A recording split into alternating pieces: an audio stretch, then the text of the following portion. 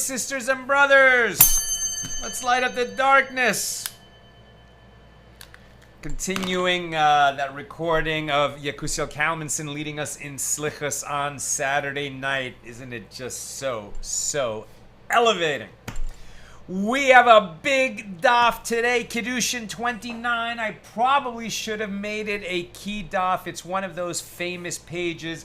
There's all kinds of wonderful teachings on it, including the obligation to teach your child to swim, some of the important distinctions between the obligations of men and women in the Torah, and much more. No time to waste. Who's in the house? Stephen in New Hampshire, Yehud in South Carolina, Sharon in New Jersey, Shandor in the Bronx, Ryan wishing a good evening, Bella in Florida, Lucy in Minnesota, Joe in the Inland Empire, Melissa in Great Neck, Paul in the Great Northwest, Bill in mid-Missouri, David on the Jersey Shore, Jonathan in Ventura County, Karen in Northern California, Paula in Chicago, Sandy in Michigan, Ella and Marjorie in Georgia. Welcome, everybody.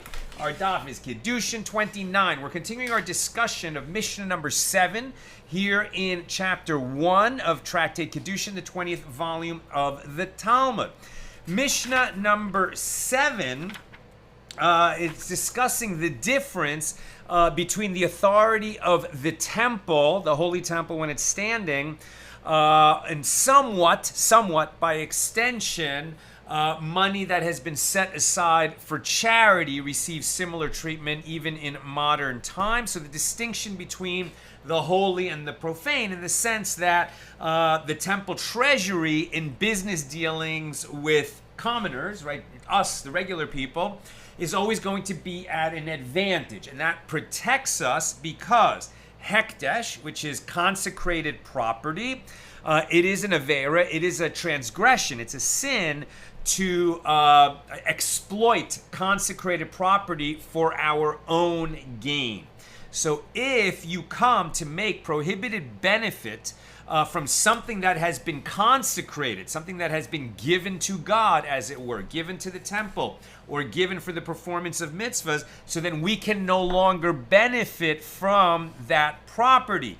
And that is why the sages erected all kinds of protective laws around hekdesh, around consecrated property, where the temple always wins, essentially, in business dealings, and that protects us, right? Now you get the theory. So we pick this up right at the very bottom of page 28b. How is one's declaration to the Most High, right? When I say I'm going to consecrate some property and give it to the temple or give it to charity, how is one's declaration to the Most High equivalent to transferring an item to a common person? Meaning, when I declare that I have consecrated something with just the words of my mouth, the temple acquires it. And this is equivalent to making a deal with another person, and that person performs the kinyan, the formal act of acquisition. Right? He hasn't acquired the property, even if he's paid for it, until he takes formal possession, as we've been talking about for several days. But in terms of consecrating something to the holy, as soon as I utter with my lips that it belongs to the holy, it's like the temple treasurer came and pulled that object and made a formal acquisition of it. With regard to one who says, for example, this ox is a burnt offering, right? I've consecrated, I'm saying, setting aside this ox to become a burnt offering, obviously when the temple is standing only, or this house is consecrated property. The temple treasury acquires these even if they are at the other end of the world. There is no need for a further act of acquisition, formal act of acquisition, as the statement alone of the owner consecrating the object is sufficient for the temple to acquire it. Whereas, with regard to a commoner, he does not acquire property in this manner until he pulls or takes possession of the property. Additionally, the temple treasury has the following advantage. If a commoner pulled a consecrated item for the purpose of acquiring it with 100 dinars, and he did not manage to redeem it by paying the 100 dinars to the temple treasurer before the item's price stood at 200 dinars, then he has to give the temple 200 dinars in order to redeem the object, right? He formally consecrated the object, and he's basically saying, I give this horse to the temple. And then he's saying, I'd like to buy it back. Can I give the temple the value of the horse? The temple doesn't need more horses, so I'd be happy to take the money. But basically, the appraisal of the horse is always going to accrue to the benefit of the temple, right? So if you say, I'm going to redeem it back, what is the temple will say, okay, what is the horse's value? It's 100 dinars. Great, you can redeem the horse for 100 dinars. I haven't gone to the temple and handed over the 100 dinars before horses become very scarce. And so the next day, the price of a horse is 200 dinars. We already agreed 100 dinars. If it was a person-to-person transaction, it would be 100 dinars. But since the value of the horse has risen in the meantime, it's like I made a really good deal. That's to my benefit, and the temple loses. But the temple never loses. And so if the price goes up before I've actually managed to hand over the money, I'm going to have to pay the higher price. What I just said. He will give the money, and it will... and what is the reason for this, right? What is the reason in Scripture for this? Leviticus 27:19, he will give the money and it will be assured to him. And this indicates that one can acquire an item from the temple treasury only by the actual transfer of the money, right? It's not gonna, I haven't acquired it until I've actually I'm redeeming something from the temple, right? I'm gonna remove the horse from holiness so I can use it by replacing it with the money that I'm gonna give the temple to redeem it. Now, by contrast, in the reverse case, where the common person pulled an item when it was worth 200 dinars, so he took possession of it, and he did not manage to redeem it before the value of the item stood at 100 dinars, he gives 200 dinars. In this case, the price of the horse went down, the value of the horse went down, but I already took possession of the horse, I haven't paid the temple for it yet. Now the price goes down, I don't get the benefit of the fact that the price fell. I'm going to have to pay the price that I agreed to pay. The temple always wins, and that protects us from coming to commit me'ilah, prohibited use of consecrated property. Similarly, if the commoner redeemed it at 200 dinars, but he did not manage, I just said that.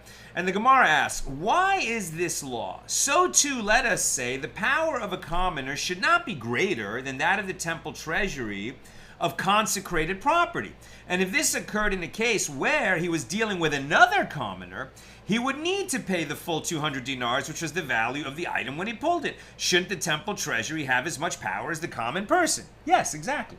So the Gemara adds, there is an additional impediment to reneging on an agreement with another commoner.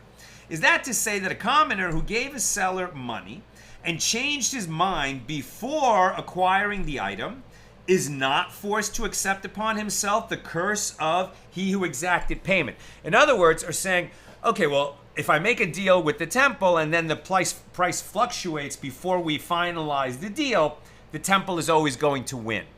Well, what about the fact that I made a deal, with another person and then the price dropped? Now, we didn't finalize the deal. Am I really going to be able to pull out of the deal because it's no longer to my benefit just because we haven't technically finalized it? The answer is yes. I can pull out. Unlike in a deal with the temple, I can pull out of a deal with another person. Technically. However, one who does this has moral trouble, right? It's legally permissible, but this person will be looked down on, right? I'm reminded, if you ever do a deal in the jewelry district, right? I just have friends who are in the watch business, and they kind of tell me about deals that they do. And, in the watch business, in the jewelry business, throughout the world, but especially on 47th Street in Manhattan, when they make a deal, it's a handshake deal, and they say mazal, right? It's actually short for mazal ubracha, right? In other words, good times, good stars. It's a good timing for this deal, and may it bring blessing to both of us. That's what it really means. But they made the handshake deal. Now, the money hasn't changed hands. Now, the price of watches, the price of diamonds can fluctuate very quickly, right? Or new information can come into the market. And after they made that handshake deal, the price could really change. If a person pulls out of the deal after the handshake was made, but before the money changes hands, right, before even the object changes hands, the rest of that community, the watch and jewelry community, will know, the information will get out. Everyone will know that this is a person you can't count on, and no one will do business with them, right? So it's definitely this idea that technically you could do it, but it would be considered bad, right? It would be considered, poor form. I mean, to the point that nobody would want to do business with you. Now, the equivalent of that here under rabbinic law is like this, right? If a commoner who gave a seller money and then he changed his mind before acquiring the item, is he not? If he did that, he would be forced to accept upon himself the curse of he who exacted payment from the generation of the flood and the generation of the dispersion. Talking about the idea that God, watched the humanity sink lower and lower and lower and was taking notes. And eventually, God exacted payment, right? The generation of the flood, meaning the whole generation that was destroyed in the flood that only Noah and his family survived. And then later in that same Torah portion of Noah, the story of the Tower of Babel, right? That's the story of the dispersion when they tried to build a tower up to heaven. God didn't like it and then dispersed the people all over the world and mixed up their languages so that people couldn't, work together to make such a structure in the future. The idea being that God exacted payment, right? So one who reneges on a deal that was a deal, even though technically, because this, remember, by Torah law, once money changes hands, the deal is done. The sage is added by rabbinic decree that the deal is not done until the buyer, acquires through the formal act of acquisition the merchandise or the real property. So technically, by rabbinic law, they could pull out of the deal. But a person who does that is going to receive the curse of the one who exacts payment from the generation of the flood and the generation of the dispersion. And the way Rav Steinsaltz explains it, although a commoner can legally renege on his agreement at this stage, the sages disapproved of such dishonest conduct, and one who did so would be cursed in this manner. Consequently, the power of a commoner is not greater than that of the temple treasury, as it is not a simple matter to renege on an agreement with another commoner. And that concludes our discussion of Mishnah number 7. Here comes Mishnah number 8. Incredibly famous Mishnah and discussion. Now, up until now, all these Mishnayos here in chapter 1 have been about acquisition, acquiring a wife for betrothal, acquiring a Hebrew slave, acquiring a Canaanite slave, acquiring real property, movable property, acquisition by the temple, etc. Now we're getting away from the law of acquisition, since we're in a tractate that deals with marriage and the relationships between men and women. Now the sages are going to, it's not exactly clear why this Mishnah occurs now. In fact, there's a little discussion. The early and later commentaries discuss the connection between this Mishnah and the previous Mishnayos. One suggestion is that after one Mishnah discusses the difference between the temple treasury and private property, the next Mishnah analyzes another distinction, this time between men and women. Another possibility is that one of the obligations a father must undertake for his son is to ensure that he marries, which is, of course, the main topic of our tractate. And in relation to this point, the Mishnah lists other differences between men and women, right? So these are possible explanations for why this Mishnah occurs here. At any rate, this is a Mishnah that gets cited all the time in all kinds of discussions. Here we go. Mishnah number 8 in chapter 1. With regard to all commandments, mitzvahs, of a son with regard to his father, men are obligated to perform them and women are exempt. And with regard to all mitzvahs, all commandments of a father with regard to his son, both men and women are obligated to perform them. Both men and women are obligated to perform them. The Mishnah notes an additional difference between the obligations of men and women in the performance of mitzvahs. With regard to all positive time-bound mitzvahs, meaning those which must be performed at specific times, men are obligated to perform them and women are exempt.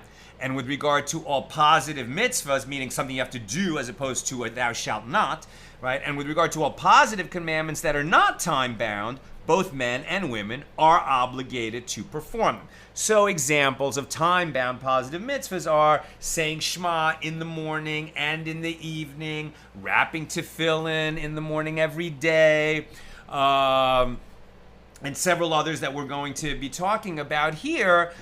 Men are obligated in time-bound positive commandments and women are not obligated. That doesn't mean women are prohibited from performing them, but they are not obligated to perform them. Interestingly, neither the Mishnah nor the Gemara will explain why. Commentators in the 1500 years since the Gemara was closed have definitely commented on why this difference between men and women. One idea is that, especially in the ancient world, the primary childcare responsibilities were on women. And a woman who, is just giving her all to raise small children who need her all day, night, whenever. She doesn't have control of her time in a way that would leave her free to make time every day to do these time-bound positive commandments.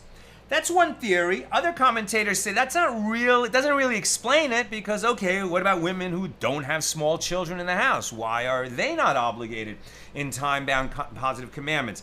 Another stream of thought, and Rabbi Samson Raphael Hirsch is a big proponent of this theory, is that women are naturally on a higher spiritual plane than men. Perhaps because women are the pinnacle of creation, right? They were the last creation. If you look at the 6 days of creation in Genesis, right? We start with light, right? And the luminaries and the stars and the oceans and the plants and the animals, and it's sort of like increasing sophistication, and headed toward the sentient creatures who recognize God and can praise and bless God, etc. And the highest point is reached with the final creation, right? It's what everything was headed toward, and that is woman.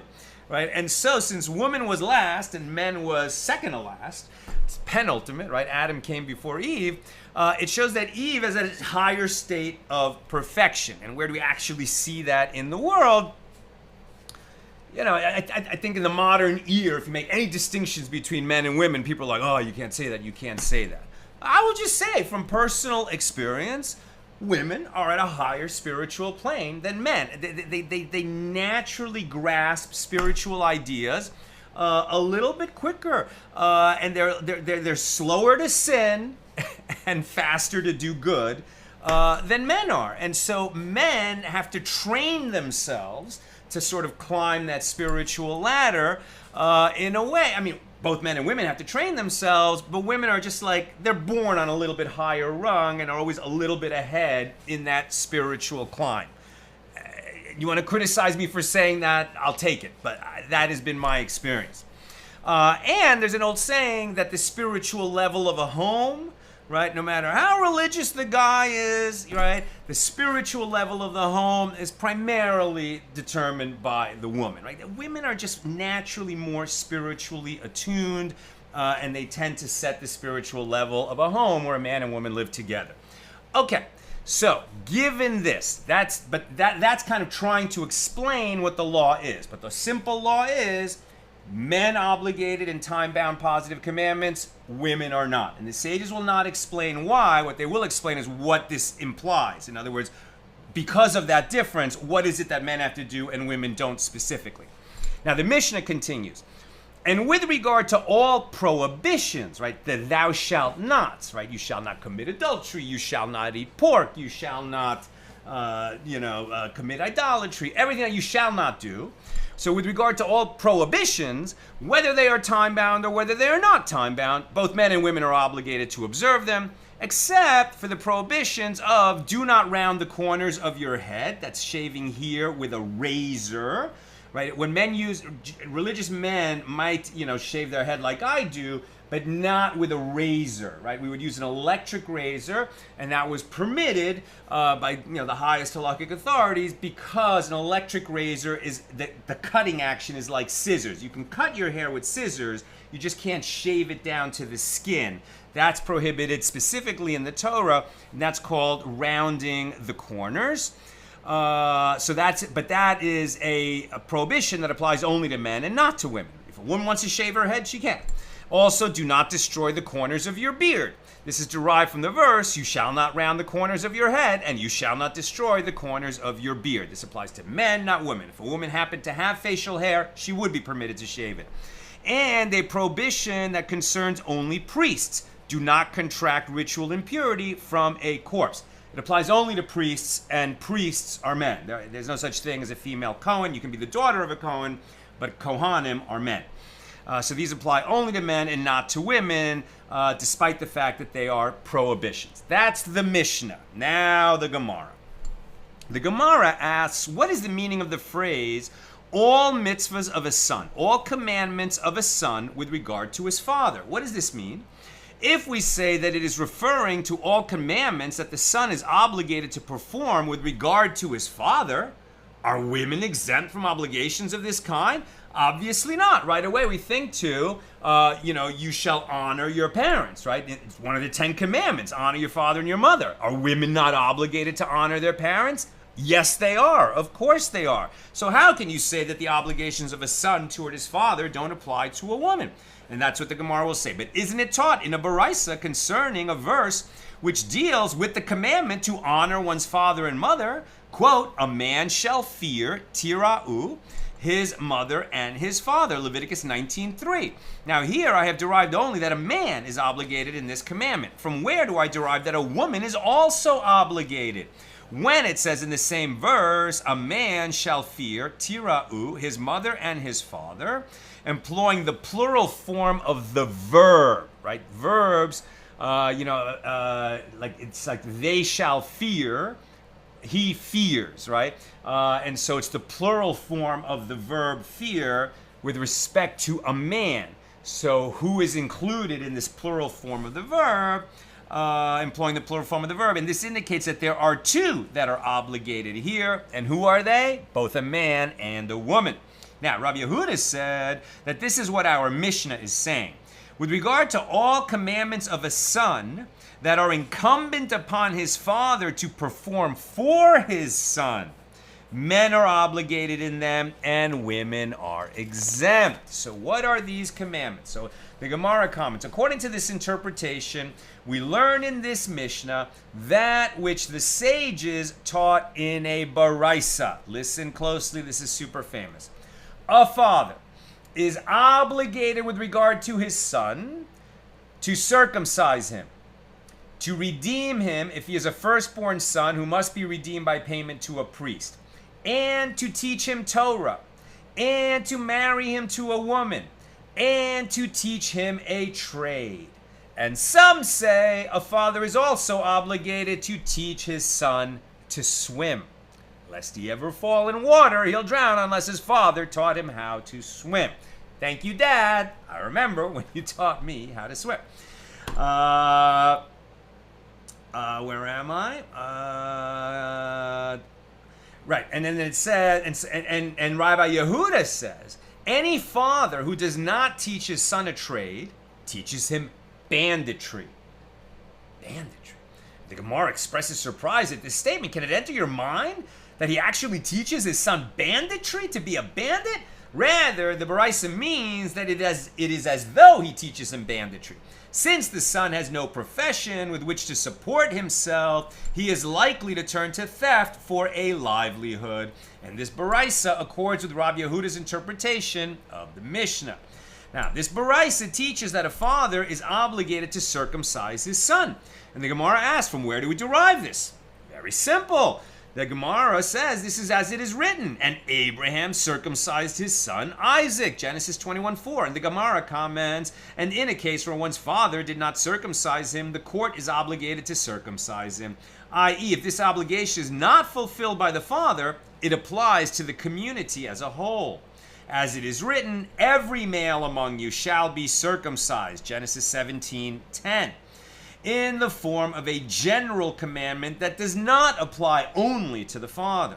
And in a case where the court did not circumcise him, the son is obligated to circumcise himself when he reaches adulthood, as it is written, and the uncircumcised male who is not circumcised in the flesh of his foreskin, that soul shall be cut off from his people.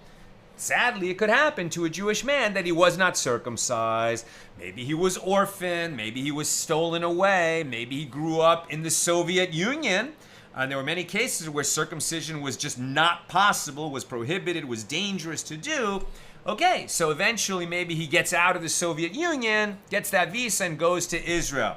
Now he becomes obligated to have himself circumcised. He certainly doesn't have to do it himself, but he's got to get the moil and have it done to him. Much more difficult and traumatic for an adult, obviously, than for an 8-day-old baby who's never going to remember it, but there you go. Now, from where do we derive that his mother is not obligated to circumcise her son? This is not an obligation that falls to the mother. As it is written, quote, and Abraham circumcised his son Isaac when he was 8 days old, as God commanded him. The verse emphasizes that God commanded him and not her. It could have said Abraham circumcised Isaac when he was 8 days old as God commanded. By adding as God commanded him, the sages learned out that this is an obligation incumbent on the father, not the mother. We found a source for this commandment immediately, i.e. when it was given to Abraham. From where do we derive that this is the law for men, Jewish men, of all generations? The school of Rabbi Yishmael taught that any place where it is stated command, it is nothing other than the expression of galvanization, both immediately and for generations. The commandment of circumcision is presented by means of this term, right? So it's commanded to Abraham and to all his descendants who are Jews. The Gemara elaborates, from where is it derived that the term command indicates a galvanization? As it is written, and command Joshua and encourage him and strengthen him. This is when Moses is passing the mantle of leadership to Joshua. In this context, the term command is not referring to a specific command, but is a general expression of galvanization. From where is it derived that this applies immediately and for future generations? As it is written, from the day that the Lord commanded and onward throughout your generations, in Numbers 15:23. And this shows that whenever the word command is used, it is referring to that day onward for all generations, right? For all generations. Right, so tzav. So we're talking about the imperative form of commandment, tzav, command. The Baraisa further teaches that a father is obligated to redeem his son, right? That's redemption of the firstborn. If the firstborn of a particular woman to her husband is a male, so then the father has to go to a priest. He can choose which priest and redeem the firstborn with several coins, right? We use silver coins for this purpose. Obviously, it's not like a huge amount of money that you're buying your firstborn back. It's more of a symbolic redemption. But at any rate, the father is obligated to do this. As we'll see, the mother is not. So from where do we derive that a father is obligated to redeem his son? As it is written, all the firstborn of your sons you shall redeem. Exodus 34:20. And in a case where one's father does not redeem him, he is obligated to redeem himself. As it is written, you shall redeem. The repetition of the verb indicates that a firstborn is required to be redeemed in any case, even if his father neglects to do so. By the way, if you happen to be a Levite or a Cohen, this does not apply to you. But any Yisrael, any Jewish man whose father is not a Levite or a Cohen, he needs to be redeemed. And if his father did not redeem him, if he's the firstborn of his mother, if his father did not redeem him, he redeems himself. And from where do we derive that a mother is not commanded to redeem her son? As it is written, you shall redeem, tifde, which can be read as you shall be redeemed, tipade. And this indicates that whoever is commanded to redeem himself is commanded to redeem others, and whoever is not commanded to redeem himself is not commanded to redeem others. Since a woman is not commanded to redeem herself, she is not commanded to redeem her son either. The Gemara asks, and from where do we derive that she is not obligated to redeem herself? And the Gemara answers that this is as it is written, you shall redeem, tifde, which can be read as you shall be redeemed, tipade. This indicates that any person whom others are commanded to redeem is commanded to redeem himself, and any person whom others are not commanded to redeem is not commanded to redeem himself. Since there is no commandment for a parent to redeem his daughter, right? It says you shall redeem your sons. There is similarly no mitzvah, no commandment for a daughter to redeem herself. And from where is it derived that others are not commanded to redeem a daughter? As the verse states, all the firstborn of your sons you shall redeem, i.e. your sons and not your daughters. The sages taught if a firstborn has not yet been redeemed and he himself has a firstborn son, he is obligated to redeem himself, and he is also obligated to redeem his firstborn son. And he takes precedence over his son. If he does not have enough money to redeem both of them, he redeems himself. Rabbi Yehuda says his son takes precedence over him. Rabbi Yehuda's reasoning is that with regard to this one, the father, the mitzvah of his redemption was upon his father. And only when his father did not observe the mitzvah did it apply to the adult son. And that mitzvah of the redemption of his firstborn son applies to him directly. Consequently, he should first fulfill the mitzvah that applies to him by redeeming his son.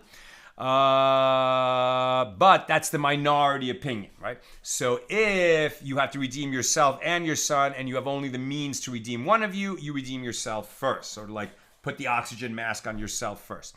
Rabbi Yirmiyah says, everyone agrees, now we're on page 29b, that anywhere that there are only 5 sela, right, 5 coins available, i.e. enough to redeem only one man, and one is obligated to redeem both himself and his son, he, the father, takes precedence over his son. And what is the reason?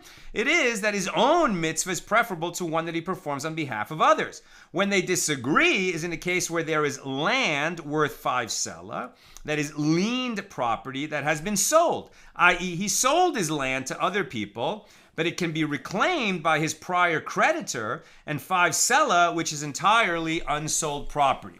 Okay, so they're going to make a very complicated case here, but the gist of it is, now that we know that you have a priority to redeem yourself before you redeem another, and what happens if the money that's available for the redemption is like this. There's 5 coins, you have 5 sela coins, but you also have land that you sold for 5 sela, and then you spent the money, okay? But that land that you sold, if you have an obligation to perform a mitzvah that requires these 5 sela coins, and you sold land that was worth that much, did you actually sell something that had a lien on it? Right? Normally, if I lend you $100 and you put up some land as collateral, so I have a lien on your land until you pay me back the $100. If you don't pay me back the $100 and you sell the land and spend the money, because I have a lien on that land, I can go seize it from whoever you sold it to. That's the nature of a lien. Now, what's interesting is this idea that you can create a lien not only through an agreement between 2 parties where property is being used as collateral for a loan, but also the idea is that if you owe money to the temple, right, or you owe money to a priest for a matter involving a commandment, maybe there is a lien on your property until you pay that money because it's owed to God, as it were. So that's the idea that they're using here. So the reasoning behind this dispute is like this. Rabbi Yehuda maintains that a loan that is written in the Torah, meaning any financial obligation that applies by Torah law, like redeeming your son from the priest, redemption of the firstborn, this is considered as though it is written in a document. because it's written in the Torah, right? And therefore, it can be collected from liened property like any loan that is recorded in a document. And this means that the lien property worth 5 selah is available for one's own redemption, but not for that of his son, as the sale of the property occurred before the birth of his firstborn. Consequently, with these 5 selah coins upon which there is no lien, he redeems his son, and then the priest goes and repossesses the land worth 5 selah that is not lien property for his own redemption. This is a beautiful little hypothetical that Rabbi Yehuda came up with, but it is not the law. And the rabbis, meaning the majority who overrule Rabbi Yehuda, say a loan that is written in the Torah is not considered as though it is written in a document, since buyers will not be aware of this obligation, so that they should be aware that the land might be repossessed by a priest in that situation. And therefore, there is no advantage for this man to redeem his son with the 5 selah upon which there is no lien, and his own mitzvah is preferable. So we're back to the idea that if you've only got 5 coins, you need to redeem yourself and your son. You redeem yourself first, and God willing, you'll have a little bit of money in the future, and then you redeem your son. Now, the sages taught if one has money to redeem his son and to ascend to Jerusalem on the pilgrimage festival, he redeems his son, and then he ascends to Jerusalem on the pilgrimage festival. Rabbi Yehuda says he ascends to Jerusalem on the pilgrimage festival, and then he redeems his son. His reasoning is that this trip to Jerusalem for the pilgrimage festival is a mitzvah whose time soon passes. And this, the redemption of the firstborn son, is a mitzvah whose time does not soon pass, as it can be fulfilled later. The Gemara asks, granted, according to the opinion of Rabbi Yehuda, it is as he stated in this reasoning, i.e. Rabbi Yehuda provided the rationale for his opinion. But what is the reasoning of the rabbis who say that he should first redeem his son and then go on the pilgrimage festival? And the Gemara answers that the reason is that the verse states, all the firstborn of your sons you shall redeem. And it then states in the same verse, and none shall appear before me empty, referring to the pilgrimage festival in Jerusalem. The order of the verse indicates that one should redeem his firstborn son before traveling to Jerusalem on the pilgrimage festival. The sages taught from where is it derived that if one had 5 firstborn sons from 5 different women, he is obligated to redeem them all. You see why it's the firstborn son of the woman, right? There's only one firstborn of the man, his oldest son. He gets that double portion of the inheritance. But if he has 5 wives, which was permissible in Torah times, up until about 1,000 years ago, when it was prohibited to have more than one wife. But before that, you could by Torah law, even though it was always discouraged in the Talmud. But at any rate, technically it was possible. So what would happen if you had 5 wives, and each one, the first issue of the womb was a son? So there were 5 firstborn sons of 5 different wives for this one man. So from where is it derived that if one had 5 firstborn sons from 5 different women, he is obligated to redeem them all? And the verse states, all the firstborn of your sons you shall redeem. And the emphasis of all includes any of one's firstborn sons. And the Gemara asks, isn't it obvious that this is the case? After all, the merciful one made this commandment dependent upon the opening of the womb. As it states, sanctify to me all the firstborn, whoever opens the womb. Since each of these sons is the firstborn of his mother, it is clear that the father is required to redeem each of them. So why is this a question? And the Gemara answers that this ruling is necessary lest you say that we should derive it as a verbal analogy between firstborn, stated here, and firstborn from the verses dealing with inheritance. Just as there, the verse describes a firstborn who receives a double portion of the inheritance as the first fruit of his strength, i.e. he is the firstborn son of his father, and not the first child born to his mother. So too here, with regard to the redemption of the firstborn son, we might have thought it is referring to the first fruit of his strength, which would mean that the father need redeem only his own oldest child. Therefore, this Brisa teaches us that this is not the case. Rather, every firstborn son to his mother must be redeemed. And this is also the case, obviously, if a man is married, has a son with his wife, and then, they're divorced or she dies, and then he marries another woman, and the second wife's firstborn is a son, he has to redeem that one also. The Brisa teaches that a father is obligated to teach his son Torah, right? So these are the obligations of a father toward his son. That father must do this for his son, but a mother is not obligated in these. This is what we're learning. So the Brisa further teaches that a father is obligated to teach his son Torah. And the Gemara asks, from where do we derive this requirement? As it is written, and you shall teach them, velimatem, to your sons, Deuteronomy 11:9. And in a case where his father did not teach him, he is obligated to teach himself, as it is written, i.e. the verse can be read with a different vocalization, and you shall study, ulamatem. From where do we derive that a woman is not obligated to teach her son Torah? It's commendable. It is to be praised. It's a beautiful thing for a mother to teach her son Torah. She's not obligated. As it is written, and you shall teach, velimadtem, which can be read as, and you shall study, ulemadtem. And this indicates that whoever is commanded to study Torah is commanded to teach. And whoever is not commanded to study is not commanded to teach. Since women are not obligated to learn Torah, which is a time-bound positive commandment because you have to learn every day, she is likewise not obligated to teach it. So the Gemara asks, and from where do we derive that she is not obligated to teach herself? How do we know that she's not obligated to learn Torah? And the Gemara answers, as it is written, and you shall teach, velimadtem, which can be read as, and you shall study, ulamadtem, which indicates that whoever others are commanded to teach is commanded to teach himself, and whoever others are not commanded to teach is not commanded to teach himself. And from where is it derived that others are not commanded to teach a woman Torah? Because the verse states, and you shall teach them to your sons, Deuteronomy 11:19, which emphasizes your sons and not your daughters. The Torah is specific about commanding a father to teach his son Torah. So he's not obligated to teach the daughter. We learn that from there. Since she is not obligated to be taught, she is not obligated to teach. Commendable, not obligated. The sages taught if one wishes to study Torah himself and his son also wants to study, he takes precedence over his son, like the oxygen mask metaphor. Rabbi Yehuda says if his son is diligent and sharp and his study will endure, then his son takes precedence over him. And this is like the anecdote which is told about Rav Yaakov, the son of Rav Acha bar Yaakov, whose father sent him to Abaye to study Torah. And when the son came home, his father saw that his studies were not sharp, as he was not sufficiently bright. So Rav Acha bar Yaakov said to his son, you know what? I'm preferable to you, and it is better that I go and study. Therefore, you sit and handle the affairs of the house so that I can go and study.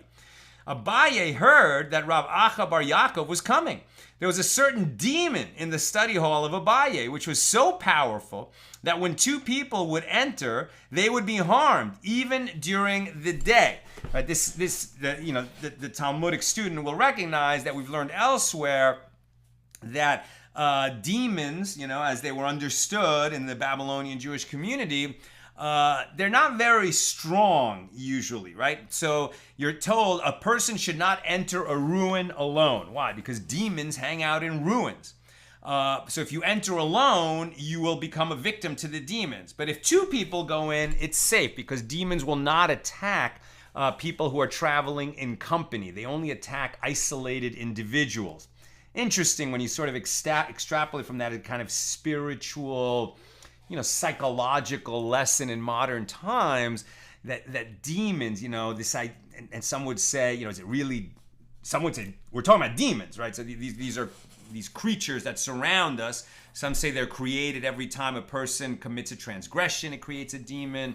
Others say they have other origins. But at any rate, they attack people who are isolated, right? And if you're going to be a little bit more metaphoric about it, when you talk about like people who suddenly act in a way that was unimaginable for them to act before, it's like they've been possessed by some kind of a demon. But interesting that this is understood to happen to people who are isolated from the community, right? Interesting. So here, and they tend to attack at night during the day. But this particular demon that was lurking in Abaye's study hall was strong and brazen and would attack people even in pairs and even during the day. So Abaye heard that Rav Acha bar Yaakov was coming. There was a certain demon in the study hall of Abaye which was so powerful that when two people would enter, they would be harmed, even during the day. So Abaye said to the people of the town, do not give Rav Acha bar Yaakov lodging so that he will be forced to spend the night in the study hall. And since Rav Acha bar Yaakov is a righteous man, perhaps a miracle will occur on his behalf and he will kill the demon. So Rav Acha found no place to spend the night, and he entered and spent the night in that study hall of the sages. And the demon appeared to him like a serpent with 7 heads. And Rav Acha bar Yaakov began to pray. And with every bow that he bowed, one of the demon's heads fell off until it eventually died. The next day, Rav Acha said to the townspeople, if a miracle had not occurred, you would have placed me in danger. Like, what were you thinking? Like, putting me in harm's way just because you think I'm righteous enough to defeat the demon.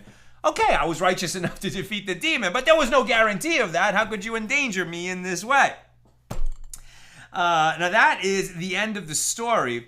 But let us note in passing, right, that Rav Acha bar Yaakov said to his son, Rav Yaakov, right, that, well, you're not learning much, you don't seem to be very bright, so you're not getting anything out of the Torah study you're enjoying, you have the privilege to learn from Abaye, so okay, fine, stay home, take care of the farm, as it were, and I'll go and study Torah with Abaye.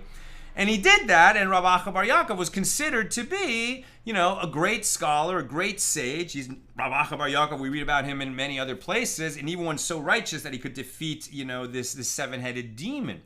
Now his son, he's Rav Acha bar Yaakov. Probably his father died before, he had his son, and that's why Yaakov the son is named after Yaakov, his grandfather. But Yaakov the son is also called Rav Yaakov, right? So it wasn't that the son was such a dimwit. He just wasn't ready, right? His head had not opened, as it were. And our Rabbi Kalmanson taught us just this past Shabbos a bunch of stories about great sages that were not great students. They were not child prodigies, including Rambam.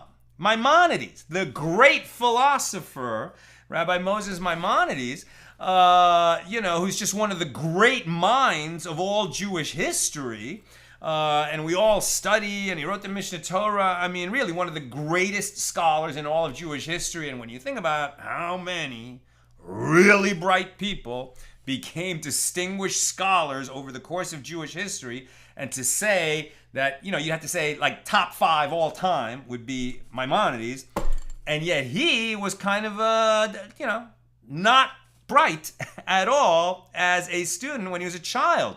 And the story's told that he was so frustrated that he couldn't learn that he went in the night, to the synagogue and sort of poured out his heart to God, crying, please, God, please help me learn, open my mind. Maybe he was dyslexic or something like that. I don't know what the particulars are. But it was after that incident of him praying and crying out his eyes to God, and what his greatest desire was to become a Torah scholar, and his prayer was answered. So if you at any one of us have trouble learning, don't despair, but rather pray for help. It just might be granted. So the sages taught, and I think I'm almost done. Yes, I'm almost done. Questions or comments, please get them in. The sages taught if one has to decide whether to study Torah or to marry a woman, which should he do first, right? Comparing to if you have to redeem your son or go on a pilgrimage to Jerusalem for a festival, you have enough money to do both, but which should you do first, right? And so the sages say, redeem your son first and then go on the pilgrimage festival. Okay, so now you have 2 things before you. You're going to do both of them, but which should you do first? Should you study Torah first, or should you get married first if you were a man? So the sages taught, one facing this choice, he should study Torah and afterward marry a woman. And if it is impossible for him to be without a wife, he should marry a woman and then study Torah, right? So in other words, if he's so distracted, right? So it's just a given that men don't have sex before they get married. So if he's so distracted by his physical urges that he just can't, think straight, okay, so then he should get married first, and then he'll have a more settled mind, and then he can go study Torah. But if he's not that sort of person, okay, then he should study Torah first and get married later. Rav Yehuda says that Shmuel says the law is that one should marry a woman first and afterward study Torah. So perhaps the one who can't focus because he's got those kind of thoughts as a young man is such a common occurrence that that's the way they establish the law. So Rabbi Yochanan says, how can one do this? With a millstone hanging from his neck, i.e. with the responsibility of providing for his family weighing upon him, can he engage in Torah study? And the Gemara comments, and the Amoraim, right, the sages of the Gemara, do not disagree. This is for us and that is for them. In other words, one statement applies to the residents of Babylonia, whereas the other is referring to those living in Israel. Where did the law come out? Halacha. To study Torah, marry a woman. One should study Torah and afterward marry a woman, because if one marries first, his mind will not be focused on his studies. But if his sexual desire is too strong, he finds that he cannot concentrate on Torah study, then he should marry first and learn Torah afterwards. So as you can see, both laws apply depending on the nature of the individual in question. Okay, let's go to comments or questions. Perhaps we had some provocative teachings today. So let's see what the comments and questions will yield. Not so many. Okay, Sharon. Says Sharon, but Tzipporah saves Moses, possibly the son, by circumcising him, the bridegroom of blood scene, exactly. If she was not commanded, how is it that she took away the threat to Moses or possibly the son?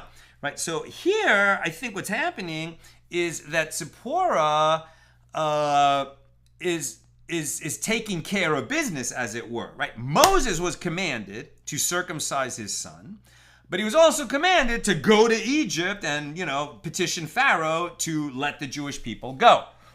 Moses wasn't sure what to do first, so he set out on the road, right? And as soon as they got to an inn, this serpent appears and threatens to kill Moses. Some say even he was swallowed by the serpent, until Tzipporah understood what was going on and she went and circumcised the son. Now, in that situation, I don't think that this proves that she's obligated to do the circumcision. I think Moses is obligated, and because he didn't do it, she's sort of acting, as his helpmate, right? As his partner, parent, and making sure that the son just gets circumcised. And once the son is circumcised, the serpent releases Moses. But this is a very, mysterious passage. And I think it's one, for another day, because there's a lot going on. And it's a very short story, very mysterious, very hard to understand, because we also have this idea that one is protected while he is, fulfilling a commandment. And who was more commanded than Moses, to whom God had, explicitly out loud, right, in words, said to Moses, go, right? Moses tried to get out of going. He said, it's not me. You should send someone else, somebody, who's articulate, who speaks well. Who am I to go? Moses was so humble. He really tried to get out of it. And God said, go, right? So, if Moses is sort of fulfilling one of the ultimate commandments sent directly by God to free the Jewish people, why is he getting in trouble that he's not performing this other mitzvah of circumcising his son when he's busy with the mitzvah of going to Egypt to free his son? And maybe that's why it only happened when they reached the inn. But there's a lot. It's a very mystical passage. There's a lot of interpretations about that, and one day we'll get into that. But it's a wonderful example to bring up, Sharon. And Sharon also says, since banim is both children and sons, and is often translated both ways, how is it known that sons and not children are commanded to learn Torah? All I can say is that's how the sages interpreted it. Like I said, commendable, very commendable for women to learn and teach Torah. They're just making the distinction about obligated, right? And this is just one of those examples of women not obligated in time-bound positive commandments for various reasons, as we mentioned at the beginning of the class. What can I say? I'm the messenger, not the writer. That's what I've got for us today. And with God's help, we will be together again tomorrow, Tuesday, at the regular time, 6 p.m.